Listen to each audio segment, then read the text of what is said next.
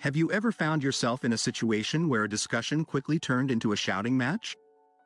Perhaps you've been in a high-stakes conversation where emotions ran high and it was difficult to find a positive solution. In these moments, it's easy to feel like you've lost control of the conversation.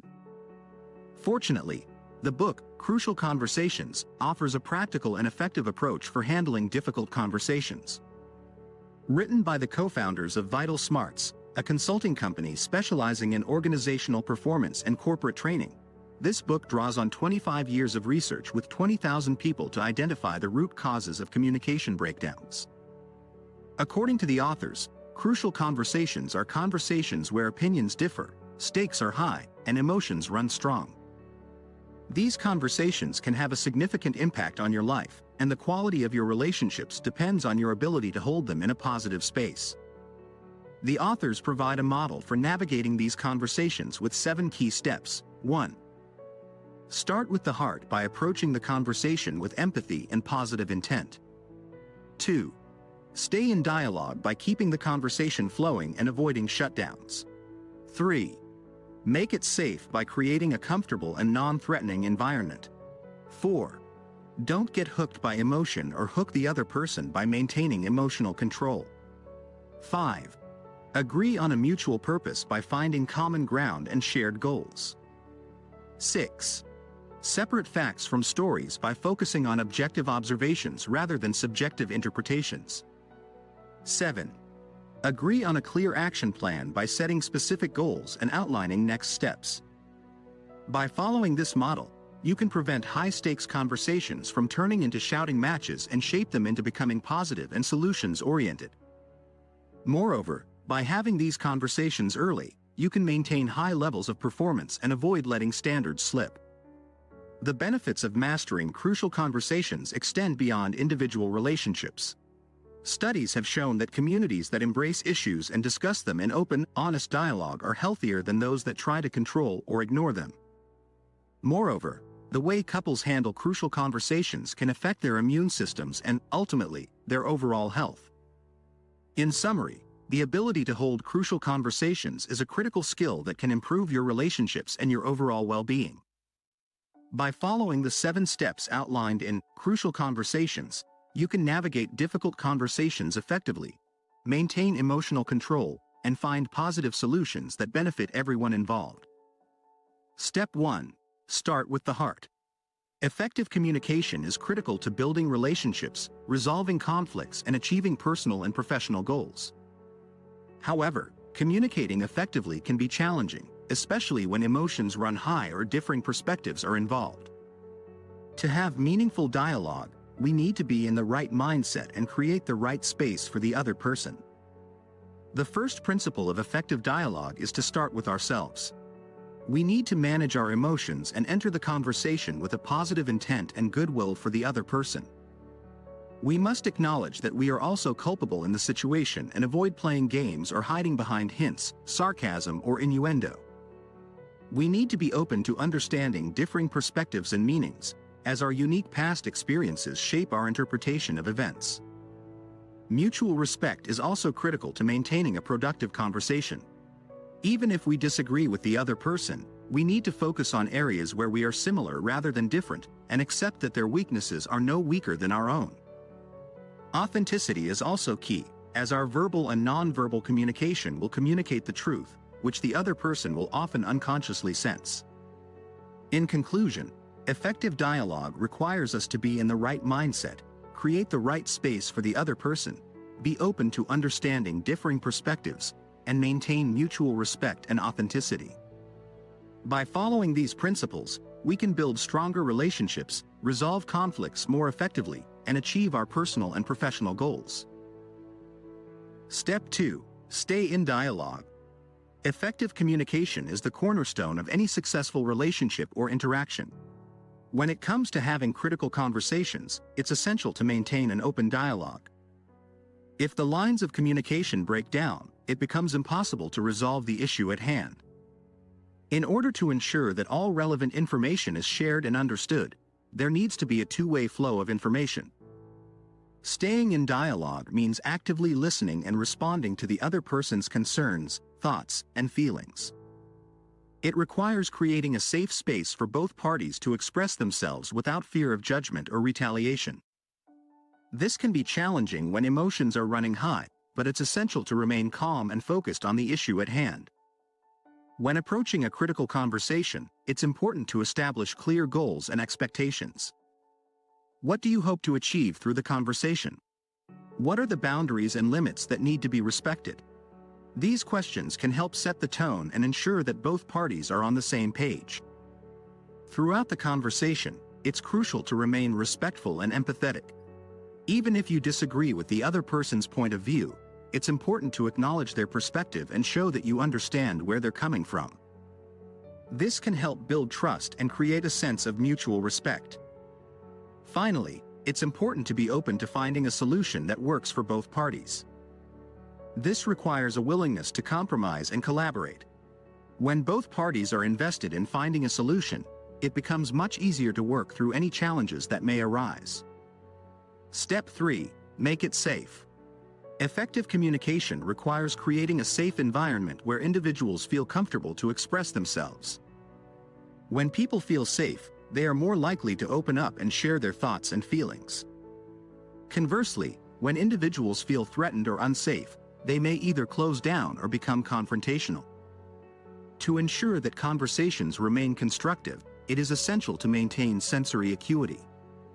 This involves being alert to the nuances of the conversation, including verbal and nonverbal cues. Additionally, it is crucial to be flexible and adaptable, addressing issues as they emerge in the dynamic exchange. When a conversation becomes crucial, individuals should be aware of signs that the other person does not feel safe. These signs may include changes in body language, tone, and energy. Self-observation is crucial in this process, as individuals need to be aware of their own style under duress. To re-establish safety, individuals must listen actively and respectfully to others. Listening demonstrates compassion and curiosity, and it encourages individuals to express themselves fully. There are 4 paths to powerful listening: asking, mirroring, paraphrasing, and priming. These techniques enable individuals to reflect and acknowledge the other person's story and emotions. When individuals make mistakes, it is essential to apologize authentically and move on. Admitting to errors can break the emotional intensity of the conversation and establish trust. Finally, if individuals doubt someone's intent, stating it twice can be a powerful way to tap into their thoughts and feelings. This technique involves framing the intent as a negative statement juxtaposed with its positive counterpart. For example, "I don't want to make you feel undervalued. I think your work has been excellent." The negative acknowledges the other person's feelings, while the positive reiterates the shared purpose. In conclusion, creating a safe environment is crucial for effective communication. By maintaining sensory acuity, staying flexible, and actively listening, individuals can re-establish safety and move towards a resolution. Step 4. Don't get hooked by emotion. Crucial conversations can be emotionally charged, and our emotions are contagious. It's essential to manage our emotions to avoid getting caught up in the heat of the moment. The first step is to identify our emotions and hone our ability to distinguish different types of emotions. It's important to recognize that we choose our reactions to events and situations. We can choose to manage the meaning we put on the event to create a more positive emotional response. When emotions start flying around, we can keep focused on the end goal, refuse to play the game, and avoid the sucker's choice. To speak honestly without offending, we need a mix of confidence, humility, and skill. 5 tools can be used, as defined by the acronym STATE: share the facts, tell your story, ask for the other person's path, story, talk tentatively, and encourage testing. By staying calm and focused, we can manage our emotions and communicate effectively in crucial conversations. It takes practice and effort, but it's worth it for better relationships and outcomes. Step 5. Agree a mutual purpose. When engaging in crucial conversations, finding a mutual objective that both sides agree to is crucial for a successful conversation. It's important to spend time finding an area that both parties agree on rather than expecting to resolve all issues at once. The keyword in mutual purpose is mutual, meaning it's not just about one side's agenda. The CRIB framework provides a useful acronym to help develop a mutual purpose. 1. Commit to seeking a mutual purpose. Both parties must agree to first seek a mutual purpose before moving forward with the conversation. 2. Recognize the purpose behind the strategy. Examine the motives of both parties by asking, what do I want for me? What do I want for them? What do I want for us? Keep asking, why, for both parties to ladder up to a higher level purpose. Once a mutual purpose has been defined, it can act as a North Star to refer back to if the conversation gets tricky. 3. Invent a mutual purpose. If a mutual purpose is not easily found, it may be necessary to move up to a higher level purpose. 4. Brainstorm new strategies. After finding a mutual purpose, both parties can work together to find mutual solutions. An example of the effectiveness of finding a mutual purpose is demonstrated by a manufacturing company that had been on strike for months. Both sides were asked to go into separate rooms and write down their goals for the company. When they came back and shared, they were surprised to find out how close the two flip charts were. This allowed both parties to work closer together towards a mutual purpose. In summary, finding a mutual purpose is critical in crucial conversations. The CRIB framework can help in developing a mutual purpose, which can then act as a guiding principle for finding mutual solutions. Step 6. Separate facts from story. When engaging in difficult conversations, it's important to distinguish between facts and opinions, as they are not the same thing. Facts are irrefutable evidence, whereas opinions are subjective interpretations of the evidence. It's advisable to begin with facts, as they provide a shared basis of agreement and are less likely to be emotionally charged than opinions. If the conversation starts to drift off track, it's helpful to bring it back to areas of common agreement, such as facts and shared purpose. Once the facts have been established, it's important to acknowledge the stories or interpretations that have been created around them. Stories are not facts, and multiple stories can be produced from the same set of facts, depending on the individual's past experiences. When presenting a story, it's important to do so as a hypothesis rather than a fact, and to remain open to other interpretations.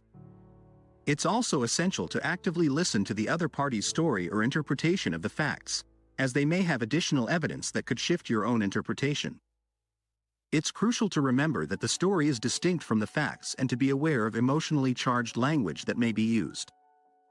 To create a shared meaning of the situation, it's important to construct a bigger shared story that incorporates both parties' perspectives. It's also important to be aware of disempowering stories that shift responsibility out of one's locus of control, such as victim, villain, and helpless stories. If there is still disagreement, the ABC technique can be used. This involves finding areas of agreement, agree, building on each other's arguments, build, and comparing the two stories to find points of commonality, compare. By separating fact from opinion and creating a shared meaning of the situation, difficult conversations can be more productive and successful. Step 7. Agree a clear action plan. Making decisions is an integral part of life, and it is important to ensure that these decisions are effective and efficient. While reaching a shared consensus is a positive step, it is not enough to guarantee a successful outcome. To overcome potential pitfalls, it is crucial to decide on the method of decision-making before engaging in any debate. There are 4 primary methods of decision-making: command, consult, vote, and consensus. The command approach involves a clear authority figure who makes the final decision. The consult approach allows decision-makers to consult widely before making a decision. The vote approach is a democratic method where the most votes win. The consensus approach seeks a position that everyone can agree to.